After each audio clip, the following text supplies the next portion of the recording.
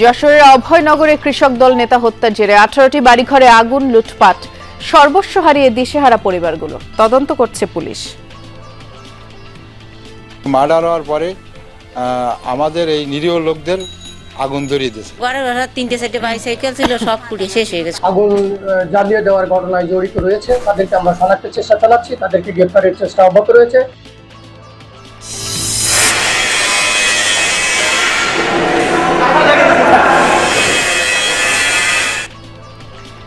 ঈদ ঘিরে সৈয়দপুর রেলওয়ে কারখানায় চলছে 100টি কোচ মেরামত, যুক্ত হবে বিভিন্ন ট্রেনে, সময় মতো হস্তান্তরের আশা। শেরপুর সীমান্তে বন্যহাতির তাণ্ডবে 1 ঘন্টার ব্যবধানে 2 প্রাণহানি, আতঙ্কে মানুষ। বনভূমি উজাড় সহ কাঁটা তারের কারণে বেড়েছে সংকট। পরিবেশ তৈরি করুক, হাতিও বাঁচুক, মানুষও বাঁচুক। ধান চাল গরু বা চোরাই আমরা যাইতে পারতেছে না, কিন্তু হাতির অত্যাচার আমরা বাড়িতে থাকতে পারতেছি। ওই পাশ থেকে ওরা গুলি এবং বল্লমের সাহায্যে হাতিকে তাড়িয়ে দিচ্ছে এই পাশে, বর্ডারের এই পাশে।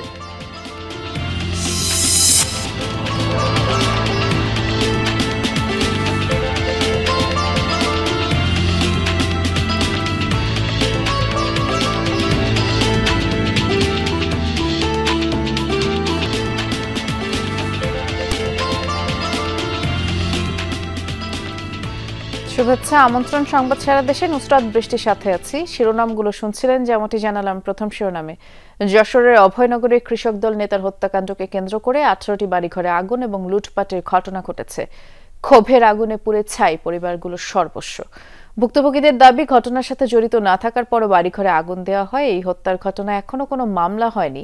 কারা কেন আগুন দিয়েছে তা খতিয়ে দেখছে পুলিশ, এবং গ্রামবাসীর নিরাপত্তায় অতিরিক্ত পুলিশ মোতায়েন করা হয়েছে।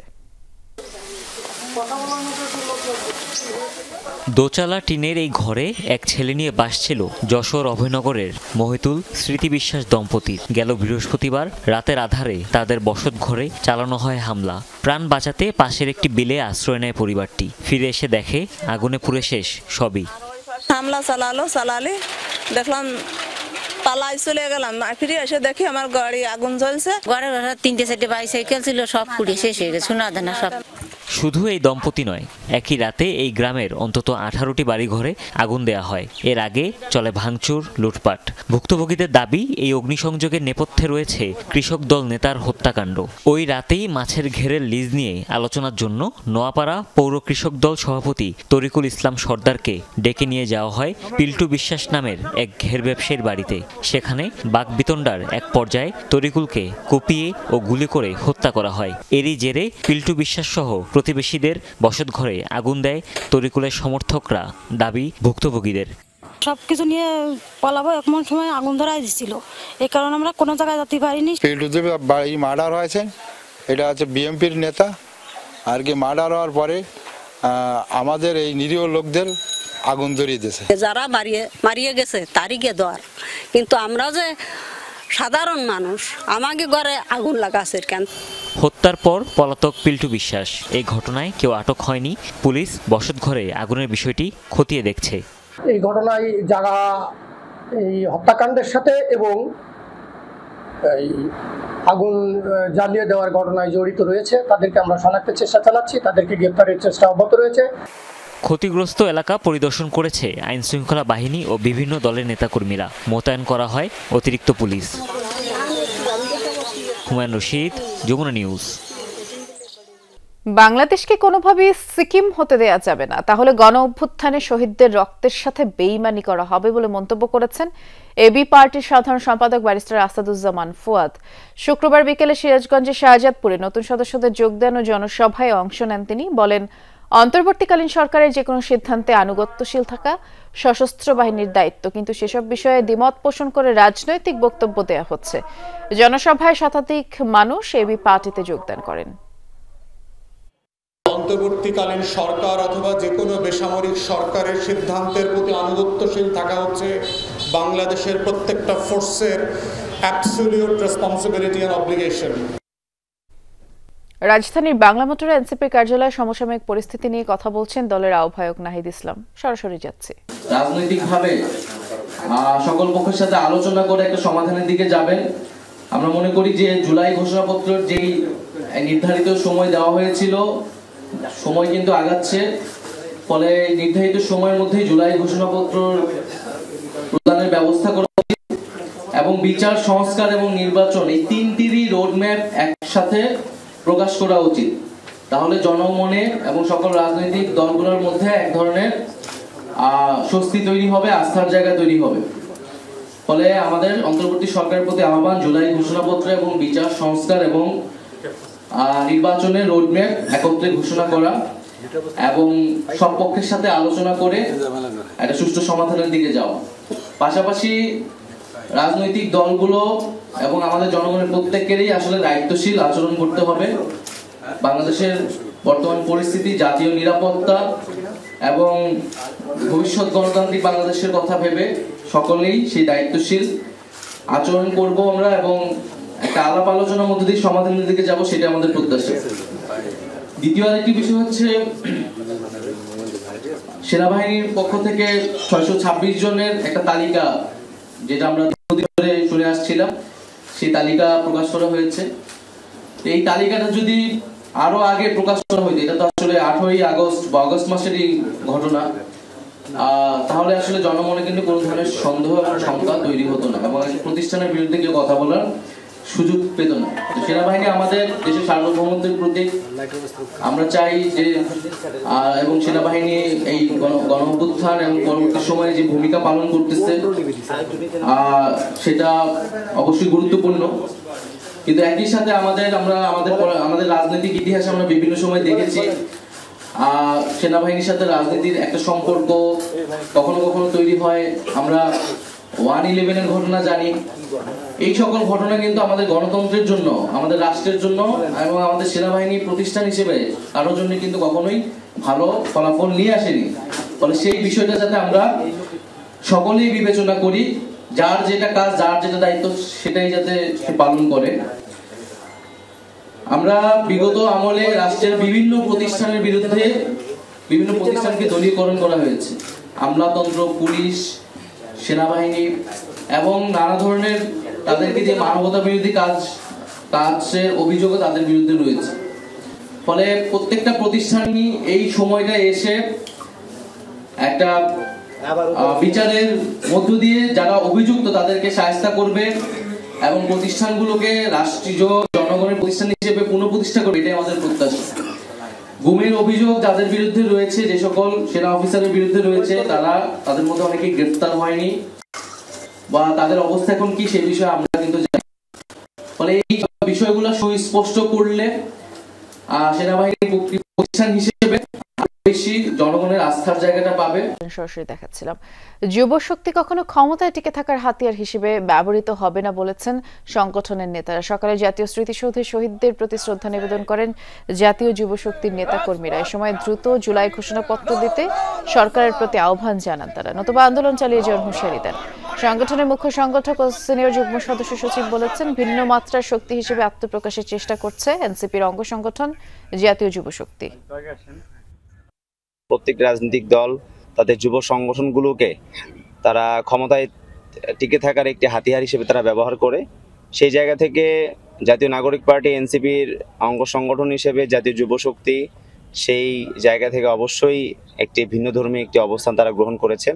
ভিন্ন মাত্রার একটা যুব শক্তি বা যুব সংগঠন হিসেবে আমরা আত্মপ্রকাশ করি, আত্মপরিচয় হোক সারা বাংলাদেশে। নারীর একটা বড় অংশ দেখবেন আপনারা কাজ করে কিন্তু তারা মজুরি পায় না, বা এই ধরনের সমস্যা নারীদের সবসময় হয়ে থাকে। সেইগুলো নিয়ে আমরা কাজ করব, কর্মক্ষেত্রে নিরাপত্তাগুলো নিয়ে আমরা কাজ করব। ঈদ ঘিরে সৈয়দপুর রেলওয়ে কারখানায় মেরামত হচ্ছে 100টি কোচ। এসব কোচ বিভিন্ন ট্রেনে যুক্ত হবে। শ্রমিক সংকটের মাঝেও দিনরাত কাজ চলছে, আশা সময় মতো শেষ হবে সংস্কার। সামনেই ঈদ যাত্রা, তার আগে সৈয়দপুর রেলওয়ে কারখানায় চিরচেনা রূপ। দিনরাত চলছে পুরাতন কোচ সংস্কার কাজ। ঈদের আগে 100টি কোচ মেরামতের লক্ষ্য নিয়ে কাজ করছেন শ্রমিকরা। জরাজীর্ণ কাঠামো পরিবর্তন, চাকার ট্রলি সংস্কার, নতুন আসন বিন্যাস চলছে, সাথে রঙের ছোঁয়ায় নতুন রূপ পাচ্ছে পুরাতন কোচগুলো।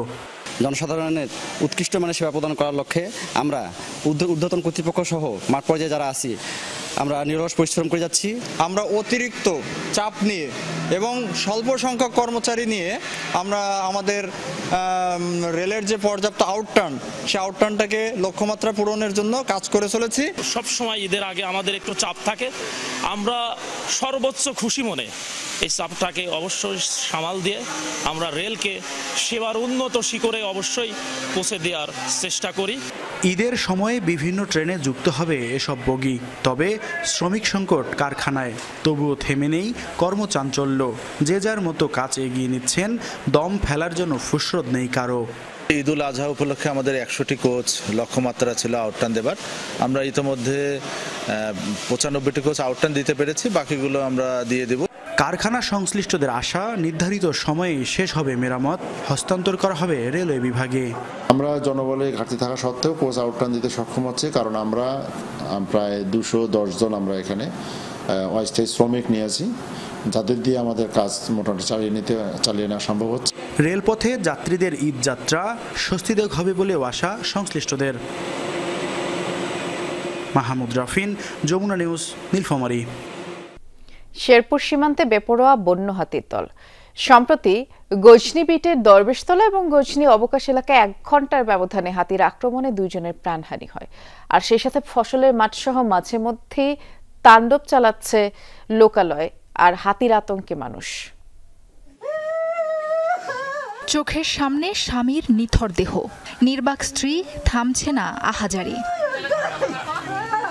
শেরপুর সীমান্তের গান্ধীগাঁও এলাকার বাসিন্দা ভ্যান চালক আকাশ মিয়া গত 20 মে রাতে বাড়ি ফেরার পথে দরবেশতলা এলাকায় তাকে ঘিরে ধরে হাতির পাল। পায়ে পিষ্ট হলে তার চিৎকারে এগিয়ে আসে স্থানীয়রা, তবে বাঁচানো যায়নি তাকে। ঘণ্টাখানেক পর গজনী অবকাশ এলাকায় দিনমজুর হাজি দঙের একই পরিণতি। পরে গজনী রেঞ্জ অফিসের 3টি কক্ষে তাণ্ডব চালায় হাতির দল। বিগত 7-8 দিন থেকে হালচাটি, নৌকুচি এবং বানাইপাড়ার দরবেশতলা একযুগে হাতির 40-45টা হাতি এরকম পাল প্রত্যেক দিন রাত্রে সন্ধ্যা হওয়ার আগের থেকে ফিরে দিন সকাল 8টা পর্যন্ত তাণ্ডব চালাইতেছে। প্রায় 10 দিন আগে আমাদের গ্রামে হাতি ঢুকে এলোপাতারি ভাবে তারা 4-5টা গ্রুপ হয়ে বিভিন্ন জায়গায় হামলা করে একটা পরিবেশ তৈরি করুক, হাতিও বাঁচুক, মানুষও বাঁচুক, এবং হাতির অরণ্য তৈরি করুক, যাতে হাতির জায়গায় হাতি থাকে, মানুষের জায়গায় মানুষ থাকে। স্থানীয়রা বলছেন, কয়েক সপ্তাহ ধরে গান্ধীগাঁও ও গজনী এলাকার আশপাশে প্রায় 40টি হাতির একটি পাল অবস্থান করছে, প্রায় ঢুকে পড়ছে লোকালয়ে, ফসলের মাঠেও হানা দিচ্ছে। যখন খাবার না পায় তখন তাদের মাথা ঠিক থাকে না, তারা তখন হাতি কি করবে না করবে সেটা তারা, হাতি তো অবলা প্রাণী, তারা তো আর বুঝতে পারে না। সন্ধ্যার পর ঠিক অন্যের বাড়িতে কাটে ধান চাল গরু বা চুরাই আমরা যাইতে পারতেছে না, কিন্তু হাতির অত্যাচার আমরা বাড়িতে থাকতে পারতেছি। এর পূর্বে দেখেছি যে হাতি এত বেপরোয়া হয় নাই, কিন্তু এখন যেহেতু খাবার নাই এবং কিছু কিছু সময় মানুষ দ্বারা ওরাও বিতাড়িত হয়, এইভাবেই ওরাও রাগান্বিত হয়ে আমাদের মানুষ এবং ফসলাদি ইত্যাদি নষ্ট করে। বন বিভাগ বলছে, সীমান্তের ওপারে বিএসএফ এর কাঁটাতার, সাথে বনভূমি উজাড়ে আবাসস্থল হারাচ্ছে হাতি। খাবারের খোঁজে নেমে এসেছে লোকালয়ে। আবেদন পাওয়া মাত্রই আমরা সেটা ফরওয়ার্ড করে দিব এবং বিধি অনুযায়ী তারা ক্ষতিপূরণ পাবে। আমরা যেরকম সহানুভূতি এবং সাথে সচেতনতার সাথে যেভাবে প্রতিহত করি, ওই পাশে তারা খুবই অ্যাগ্রেসিভ আচরণ করে হাতির সাথে। ওই পাশ থেকে ওরা হচ্ছে গুলি এবং বল্লমের সাহায্যে হাতিকে তাড়িয়ে দিচ্ছে এই পাশে, বর্ডারের এই পাশে। গত 15 বছরে শেরপুরের ঝিনাইগাতি, শ্রীবর্দী ও নালিতাবাড়ি সীমান্তে বন্য হাতির হামলায় এখন পর্যন্ত 85 জনের প্রাণ গেছে, আর মানুষের হামলা সহ বিভিন্ন কারণে মারা পড়েছে 30টি হাতি। সাবরিনা লিজা, যমুনা নিউজ। কুরবানি উপলক্ষে পশুর হাট বসতে শুরু করেছে, ব্যাপারীরাও ভিড় জমাচ্ছেন। আমরা একটু রাজশাহীর বানেশ্বর পশু হাট থেকে ঘুরে আসব। আমাদের সহকর্মী তারেক মাহমুদ আছেন সেখানে। তারেক, যেহেতু বলছিলাম দর্শকদের যে পশুর হাট একটু একটু করে তো জমে উঠতে শুরু করেছে, পশু সরবরাহের কি অবস্থা দেখছেন? গরুর দাম এবার কেমন? বৃষ্টি পশু সরবরাহ আস্তে আস্তে করে যারা স্থানীয় পাইকাররা রয়েছে এবং যারা বাসাতে আসলে গরু লালন পালন করে তারা দুইটি একটি করে গরু আনতে শুরু করেছেন গাড়িতে করে। ইতিমধ্যে রাজশাহীর যে বানেশ্বর হাট সেই হাটে গরুগুলো আসতে শুরু করেছে, যারা এখানকার ব্যবসায়ীরা রয়েছেন তারাও আসলে আসতে শুরু করেছে এবং বেলা বাড়ার সাথে সাথে আসলে এই হাটে যে গরুর বেচা বিক্রি সেটি কিন্তু জমে উঠবে। আমরা একটু এখানে যারা ব্যবসায়ী রয়েছেন তাদের কাছে জানতে চাইবো আজকে ছোট মাঝারি এবং বড় গরু কোন গরু কত দামে বিক্রি হচ্ছে একটু যদি বলতেন। আজকে গরু আপনার ছোট মাঝারিগুলো বিক্রি হচ্ছে আপনার ওই 28, আর যেটা একটু বড় ওটা ধরেন 27, 27.5, 26। আচ্ছা, আর হাট কখন জমে উঠবে, কি অবস্থা? হাট জমে উঠবে আপনার মোটামুটি 2টার পরে। আচ্ছা, এই হাটে প্রধানত কোন কোন গরুগুলো, কোন জাতের গরুগুলো বেশি আসে? আপনার সিন্ধা জাতের বেশি গরু আসে, সিন্ধা। ধন্যবাদ আপনাকে। বৃষ্টি শুনছিলেন এবং সেই সাথে সাথে আগামীকাল রাজশাহীর সবথেকে বড় হাট সিটি হাট রয়েছে, এরপরে রাজশাহীর যে তাহিরপুর সেই হাটটি রয়েছে এবং রাজশাহীর এই যে হাটগুলো রয়েছে এই হাটগুলো কিন্তু ছোট মাঝারি গরুর চাহিদা এবং দাম কিন্তু বেশি এবং মাঝারি যে 4 দাঁতের গরু 3 থেকে 4 মনের সেগুলো 1 লাখ টাকার ওপরে কিন্তু বিক্রি হচ্ছে। সেটি দেখছিলাম যে বড় গরুর তুলনায় মাঝারি জাতের যে গরু সেগুলোর দামও একটু বেশি। ধন্যবাদ বিস্তারিত জানাচ্ছিলেন। খাগড়াছড়িতে ট্রাক্টরের সাথে সংঘর্ষের পরে আগুনে পুড়ল একটি কাভার্ড ভ্যান, 4 শ্রমিক আহত হয়েছে। প্রত্যক্ষদর্শীরা জানায় কুরিয়ার সার্ভিসের একটি কাভার্ড ভ্যানের সাথে মুখোমুখি সংঘর্ষ হয় ইটবাহী ট্রাক্টরের। এতে ট্রাক্টরটি সড়কে উল্টে যায়, ছিটকে পড়েন শ্রমিকরা, আগুন ধরে যায় কাভার্ড ভ্যানটিতে। এই ছিল সংবাদ সারাদেশের আয়োজনে, সাথে থাকার জন্য ধন্যবাদ। নিরাপদে থাকবেন সবাই।